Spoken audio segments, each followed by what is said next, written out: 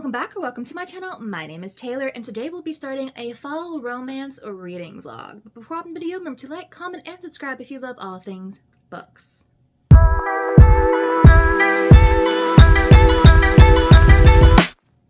Like Taylor Swift said, it really is feeling like 'tis the damn season, but we still have a little bit of fall left to go through, so therefore we must be having our cozy fall romances to get through. And if you know anything about me, I am in fact a seasonal reader. Does that mean I'm a mood reader? Not necessarily, but I am a seasonal reader. So Halloween and Christmas kind of dominate my reading preferences. So November is a weird interim month where I'm like, kind of want holiday romances, but I'm also still reeling from spooky season.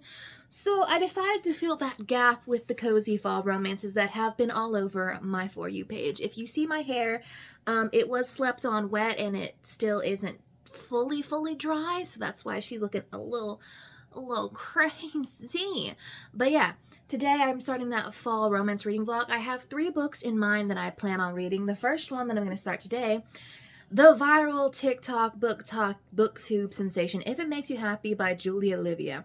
I know this is set in like the late 90s, so just a little bit before I was born situation, and it's supposed to have Gilmore Girl vibes. I've never seen Gilmore Girls, so I don't know if I will pick up on it, but I know it's small town romance. It's single dad, she's an innkeeper, he's the town baker. It sounds like a cutesy cozy time.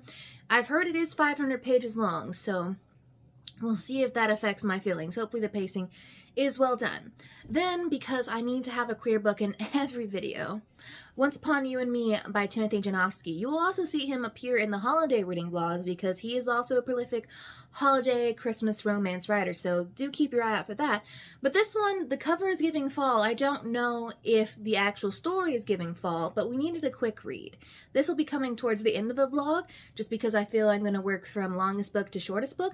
But this is the premise of your boss's ex-husband. So Taylor Frost is the assistant to this, I guess, I don't know if it's recently divorced woman, but this divorced woman, and he is sent by her to the campgrounds where her daughter's Sweet 16 is going to be to help set things up.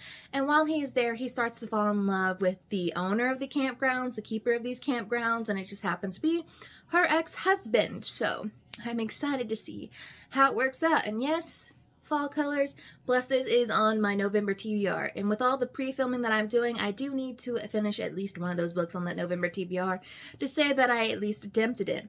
Then the last book I don't own physically, although the fall books and the fall covers this year, they were really stepping up their game. Fall I Want from Lyra Parrish.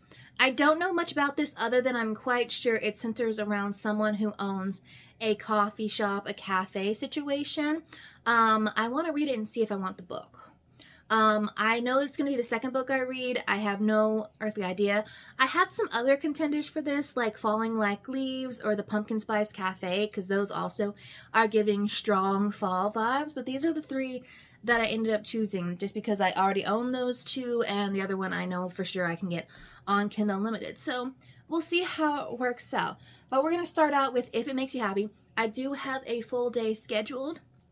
It is a filming day for me, so I've got TikToks to film, I've got a video to edit for my other channel, well, my other channel's Patreon, and then I have lots of grocery shopping to do today, as well as I'm going to go and fill up some of our carrying cabinet, which is empty, and I've noticed that it gets empty real quick. So if you have the ability to donate food or donate money, given the times that we are living in, we definitely need it. Also, riding the Hope Corps, the Blue Wave from this week. I could not vote here, but hey, I've been singing Empire State of Mind all week long. But I will see y'all when I'm done with breakfast and I actually have anything to update you with. So I just cracked open the book. I finally got home, finishing off my errands, ate my sweet treats I got from the vegan cafe. But I must say, there is in fact a playlist in this book, all 90s classics, obviously, but I've been thinking this entire time, what is the song that goes If It Makes You Happy? And it's If It Makes You Happy by Sheryl Crow, and that is on this list. But might I say, when you put I Put a Spell on You by Nina Simone in here, excited. While Hocus Pocus is not my favorite Halloween movie, I do love that song. I play it every spooky season. So the vibes are set, and I'm quite excited. So let's go ahead and actually see what it gives. So I'm 178 pages through If It Makes You Happy, and I can confirm that the small town vibes are in fact there. This is a Hallmark movie. Scratch that, with the length of this, it's a Hallmark show because you are going through the months. We open with a brief stint in July with the prologue. We've already made it through September, and we're in the middle of October. So I'm wondering if we're going to run all the way through Christmas, because this whole book, she's, going to be there at the end for at least until Christmas. So basically the whole point of the story is we're following Michelle Shelley. Her mother recently passed away. She just got a divorce, and she's taking over her mother and father's inn while her father's sort of out of it through the grieving process, and her sister is waiting to finish out college to officially take over the inn. Only problem is well, Shelley is good at a lot of things. People skills and hospitality is not one of those. And in fact, when she runs into her very bubbly baker of a neighbor, Cliff, she's taken aback by his just openness. This man loves to make a joke. He's just the biggest people person, and she's in fact lacking in all things people skills. How did my hair get wrapped up in that book? So after a while, she starts to realize that, hey, I might not be good at this inn thing, this hospitality situation. So she enlists Cliff in giving her some people skills lesson.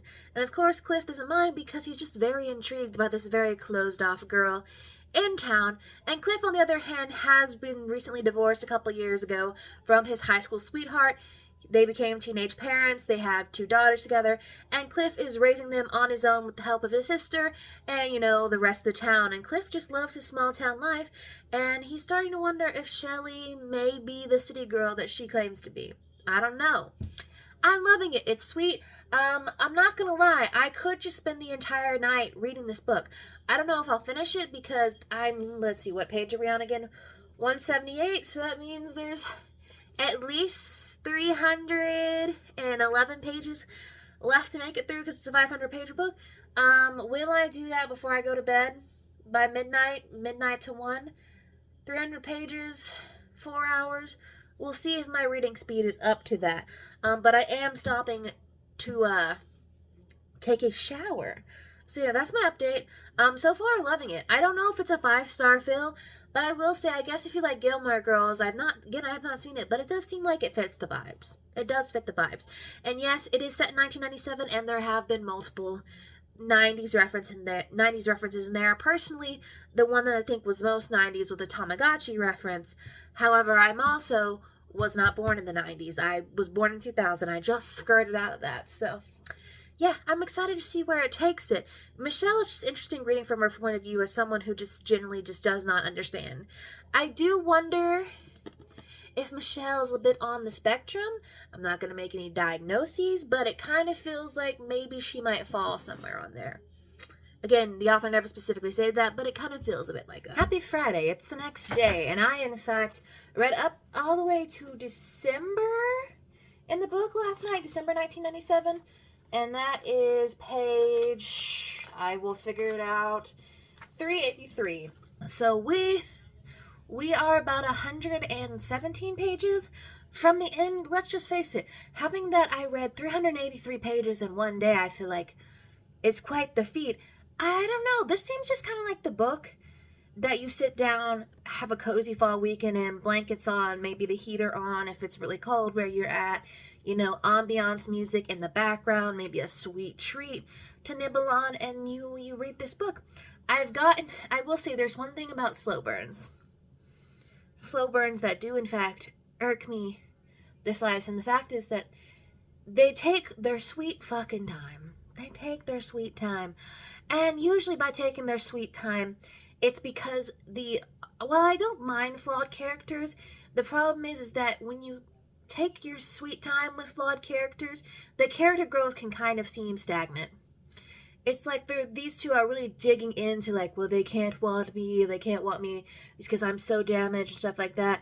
Even though it's just I'm like, yay, we understand. We have reached that point. They have finally gotten together. I don't know if they've passed their issues because they sort of just kind of reached ahead in the last month we were in. So I'm curious to see what December brings us, but I do think the perfect time to read this is in November, because the majority of the book takes place, it goes September, October, November, and then I think it's going to conclude in December. I don't know if we'll hit the new year in this book, but I feel like most of this book takes place during those fall months. So if you like pick it up beginning, end of November, you can easily slide into the December holiday festivities at the end of this book into the upcoming month. But so far, she's good. She's good. I don't know that she's 5 stars. Maybe if she ends up making me cry or feel any more things, we'll see. But that's where we stand right now. I just finished watching the new 911 episode. We're finally out of that space disaster. And the last episode had me bawling. And then this new episode, why we gotta dig so much into grief? I've had too much grief for 1 year. I really don't want to. But yeah, Diaz de los Muertos. I see it. Buck and Eddie, are we gonna see that happen anytime soon? I don't know. I'm never one to super dig into things because, like, I get disappointed. Like, I'm already expecting disappointment. But hey, maybe Buddy will happen. So yeah. But now I do, in fact, need to stop procrastinating this morning, and actually start to get ready to film. I have obtained a matcha, as well as breakfast of champions. I had some Oreos, and now I'm eating an apple. Amongst my grocery shopping yesterday, I got apples. So yeah, I sort of just split the groceries between half for the food pantry, which they got the fridge open, which I didn't think they had the fridge open when I got there, but apparently it's open. So now we can bring cold stuff to that food pantry, and then I also brought the other stuff to the carrying cabinet by my specific community. So yeah, that was my day. Now I'm gonna go listen to some good music, edit some videos, and launch the Patreon on my other channel. If you don't know about my other channel, we primarily react and rank music and all things music related. Over there, I'm really on a building the band kick recently, so there's a lot of those reactions if you watch that show and want to know what they're up to. And I am launching the paid portion, or paid Patreon, over there on that channel if you're interested on it. You'll find it somewhere linked in the description box below. But let's go ahead. I will update y'all probably when I finish this tonight. We're making good progress. I'm just in a reading mood. There's something about the blue wave this week, the hope and like the ecstaticness in the air of like community gathering together to fight off what is going to be an even worse time now that they realize that they're losing or they're not having a great time on the other side. Feels good. We're going to ride that wave until it falls apart. So I'll see y'all in, well, you'll probably see me in a few seconds, but it'll probably be plenty of hours from here. It is 7:25 p.m. My dad is playing the TV at full volume because the man can, in fact, not hear anything if it's not at the absolute maximum volume. But I digress. I have finished If It Makes You Happy. This was a cute book.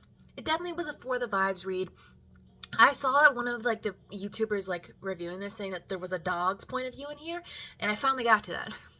Also, the whole like, listen, we love a good airport scene in a rom-com. She did say she integrated in a lot of your classic 90s rom-coms like situations in here.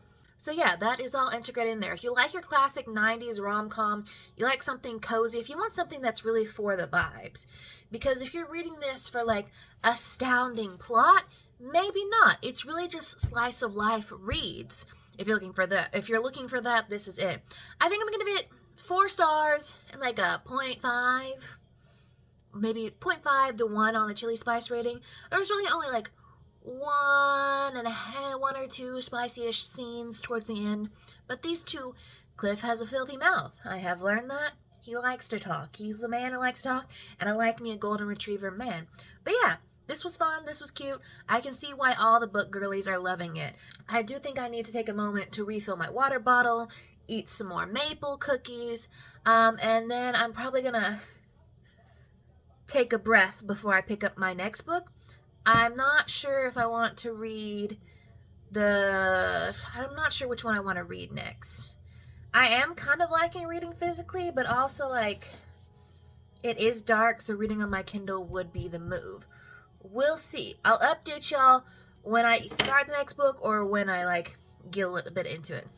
It is Saturday morning. I really didn't read anything last night. After we left off of me updating you, I went into a bit of a depression spiral. You know when grief just decides to creep up on you in the midst of other emotions and you're just like, well, basically I spent the entire night, I bawled my eyes out in the shower, and then I was so like exhausted and completely numb that I fell asleep. So that's how that went. But I started a new book this morning that's helping me get through some things. It's called Fall I Want by Lyra Parrish. Apparently this is the first book in like a 6-book interconnected standalone series of all like fall inspired books. Had I known that, I probably would have locked in. But yeah, this one, although I looked and it's like around 450-ish pages, but like every subsequent book after this is 300 pages or less. So I wonder if this is like after this book, she started to get into her editing grind. So I'm not sure what we're gonna notice, but yeah, I've been noticing some things in the writing of like, okay, maybe that could have been edited down a little. That's a little bit like showy, and it's like that's not really showy. That's more tell. Like some of these things are little unnecessary ad-libs. But I will say, if the first book we read was Gilmore Girls, the next book we're reading is Practical Magic Meets the Good Witch, because the whole town is like cozy. It's called Cozy Hollow. You're set in Cozy Hollow, and like all of the ladies in this town are a little witchy. We're all casting love spells, we're casting good vibes, a little psychic. Like there's just all that tiny sprinkle of like cozy like magic just sprinkled in there, and it's just kind of funny. But this is the first book in the series, so we're following Autumn and Alexander. Alexander is the son of a billionaire, and he's recently had his name slandered on a documentary by his ex, and he's just like, screw it, I'm gonna go back to the small town where my mother set up shop that I haven't been to since she passed away however many years ago, and I'm gonna hide out there in what most people consider a haunted mansion because no one knows the story of that. And then we have Autumn, who's a small town barista, aspiring writer who had her heart crushed a couple years ago recently by an ex, and her well of romance book like inspiration has dried up. The only thing is she's been dreaming about him for years and didn't know who he was, and Alexander's sister said that he would find his future wife or his future love psychically in Cozy Hollow. So now they are on the precipice of meeting. There's been a little breaking and entering situation going on. I'm not really spoiling anything for you. This is within the first 3 chapters. But yeah, Alexander's kind of an asshole. He is, in fact, an asshole. Granted, she's making stupid decisions. I think self-awareness and self-preservation is not high amongst Autumn. But Alexander, sir, I need you to not be as rude as you are. But yeah, this book is actually flying by faster than I thought it would. She's cute, she's sweet. I love me a little practical magic vibe. This one definitely screams, if the last one screamed read towards the end, beginning or end of November, this one's screaming read towards the beginning of October. That's what it's screaming with those practical magic vibes. But yeah, I'll update y'all more as we go on. This one is supposedly granted to be a very spicy read. So we haven't gotten there yet, but I'm excited to see where that takes us. I am 50% of the way through Fall I Want, and so far I've been kicking, giggling, screaming. The spiciness did kick in a bit. Well, the spicier things kicked in around that 40 to 50% mark. However, Autumn is not shy about voicing things that she wants. She is a spicy, confident lady. This is upside down. She is a spicy, confident lady, and we love her for it. However, I, in fact, do need to take a break because all this discussion about pumpkin desserts, pumpkin bread, pumpkin cookies, pumpkin lattes has me feeling like I, in fact, need to make pumpkin sweets for myself. So I am going to go do that. I do feel as if I'm going to finish this book today. I started this morning, and I've been going on and off a little bit, but I'm already 50% of the way through. So, I am a little concerned because sister just said that she was bringing someone to dinner, and I hope that person who's coming to dinner isn't going to fuck up the Autumn Alex dynamic. Okay? Yeah, but we love it. Like I said, listen, I love a practical magic, good witch vibe, something that's a little spooky, a little sweet. This is the kind of cozy I like because it's super, super cheesy. I imagine a lot of people aren't going to like this because it's is it always been you kind of insta attraction situation, the fates of aligned invisible string vibes. So the people who really want the pining and the yearning and stuff like that comes along a little bit more with the slow burn, you may not like this. But hey, I'm down with it. Although, I'm glad he dropped that asshole act because I honestly don't know why it was necessary. Because immediately the moment he asked her to be friends he was like, oh, okay, why'd you have to be an asshole to begin with? Okay? But yeah, no, I need to go make it something pumpkin. I wanted to make pumpkin muffins, but I don't know if I have a vegan recipe for that yet, or have the ingredients to make that, but I know I have enough to make pumpkin bread or a pumpkin cake, so that's it. Or I may just make chocolate chip cookies. My brother's been asking for those. So I finished Fall I Want last night. Listen, from the 50% point on, these two were in fact on top of each other. The only place that they were going to be was on top of or underneath each other, and they did not shy away from their public displays of affection. I will say, I'm giving 4 stars and like 3.5 for chili spice. You'll see on the screen where I ended up with that. Listen, I love it. Like, I love a cutesy little, like, good witch, like, cozy, like, this is a cozy fantasy, not necessarily my vibe. Cozy romance? We can see it, especially around the fall time. That's when it hits. I tell everyone, cozy has to be at a specific time of year, and that window is small. And right now, that window is open. So I really enjoyed it. But there's only so many happy endings one can get. And yes, that is a double entendre. Before you're like, is this book going to reach its conclusion? So yeah, could have been closer to a 5-star if it wasn't constantly being like, okay, like, feels like we could have ended here, and then we could have also ended here, and we could have also ended here. So yeah, this one kind of needed to hit the editing floor just a little more. But on the bright side, no third act breakup, because I was worried the entire time. At this point, third act breakups, like, every time I reach that, like, 70 to 80% mark, I'm like, oh, great. Is it coming? Is it coming? Is it going to annoy me? Is it going to annoy me? But there wasn't one. So if you're don't like third act breakups, this one might be for you. I did check, and this is actually the first book in like a series of like fall inspired romances that are all by different authors. So I am curious about what the other authors put in. But in terms of like the characters of this one, I believe they take place in her billionaire series that she has. And I did look at them. I'm like, I am intrigued because I kind of want to see where the series takes us. And if you want like some filthy stuff, I imagine she's good based off of this. She does a lot of filthy things. But they are very long books, so I don't know if I want to commit to that series. But yeah, at least not this year, because fall is about to come to an end. But that was our second book, and we're already flying through books. Finished that book in one whole day. The last book that I had picked for this one was Once Upon You and Me by Timothy Janowski. I have not started this.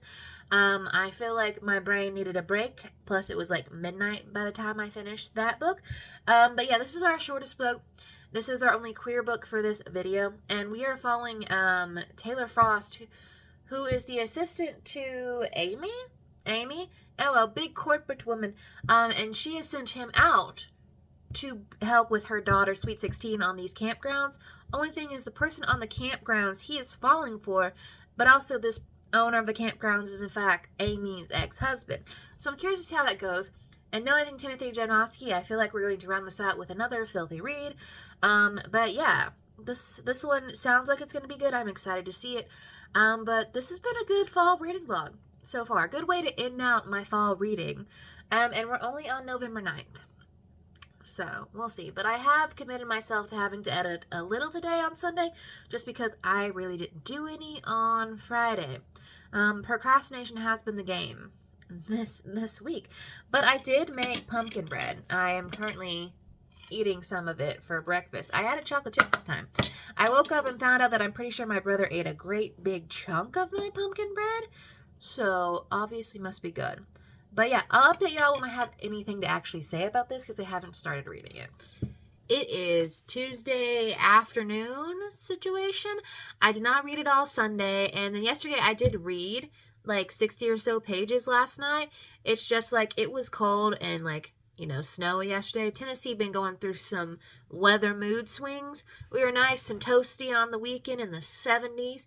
Then we had snow on Monday, and the chill is still here, but supposedly it's going to swing back up into the 60s and 70s at the end of the week.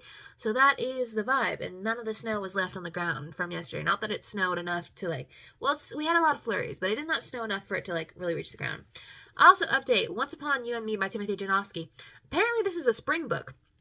Apparently it is set in like the end of March.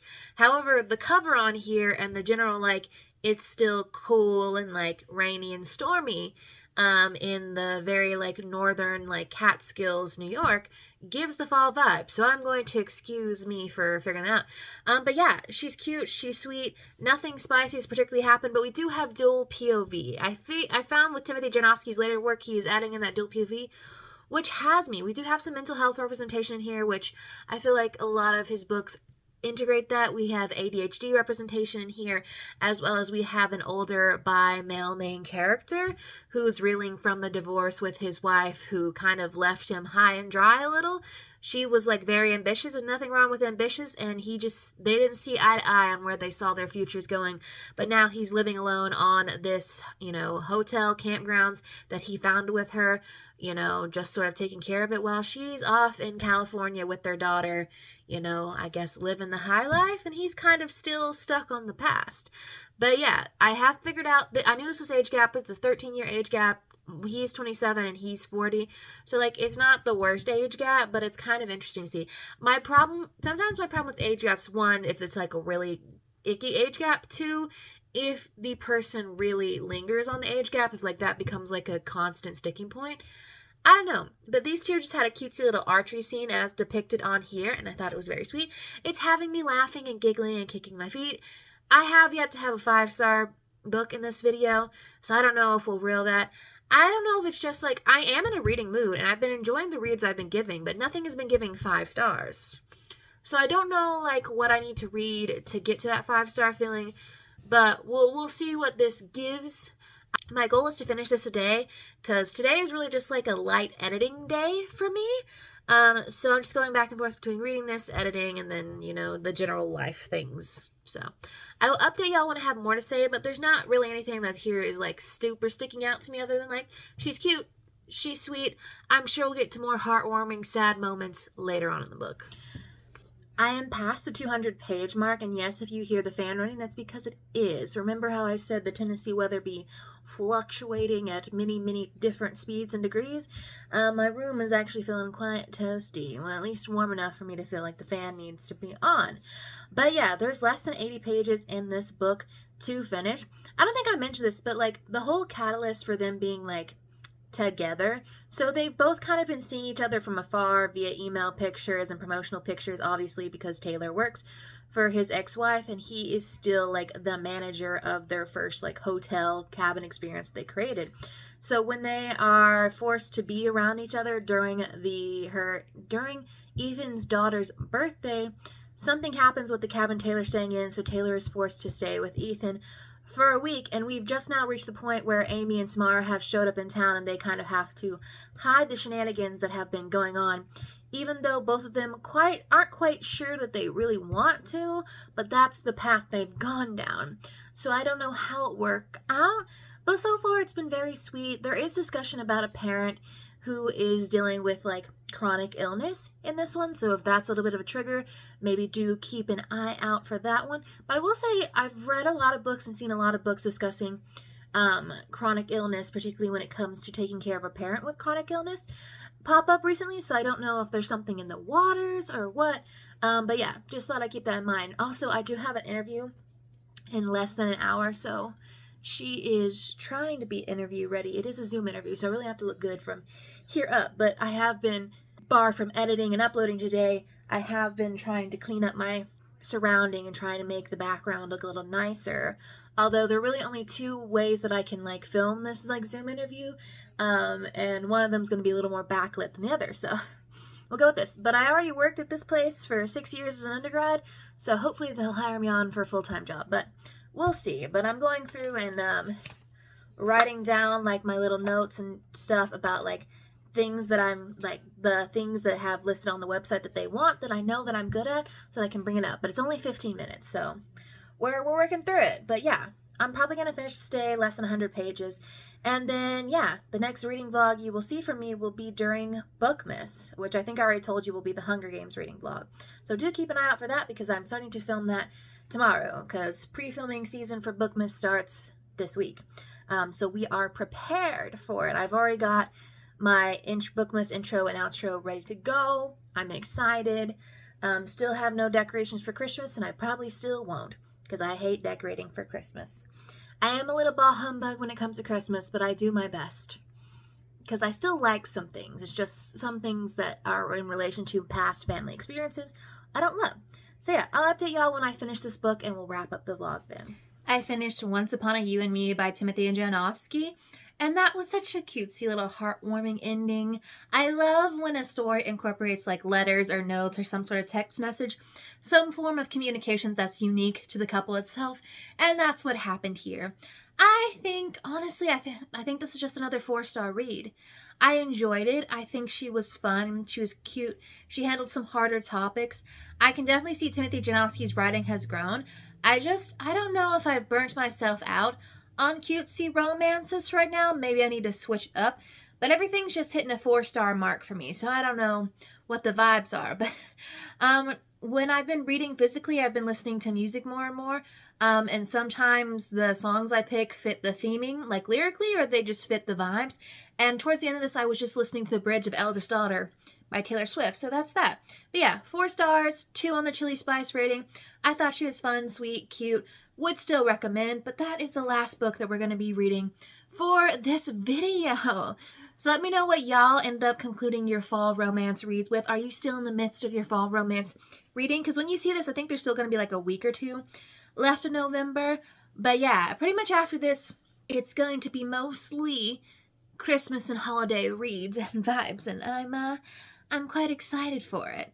So yeah, let me know what you thought of the books I read in this video, and I will see y'all in the next one.